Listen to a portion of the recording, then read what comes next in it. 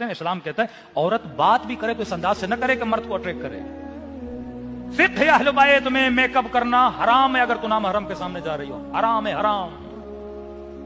مولانا تھوڑی سرخی لگا حرام ہے بندے خدا. اب اگر میں اس پہ مجلس پڑھوں کہ سرخی کیوں لگائی جاتی ہے, اصلاً سرخی کیوں بنی, اس کے پیچھے آپ سائنس تو پڑھیں. تقدس ممبر بعض اوقات اجازت نہیں دیتا کہ میں ایسی چیزیں بتاؤں. آپ اس کی ہسٹری پڑھو کہ گالوں کی لالی اور سرخی کیوں. اس کے اوپر پوری کتاب ہے کہ جس نے یہ میک اپ بنایا تھا کیوں.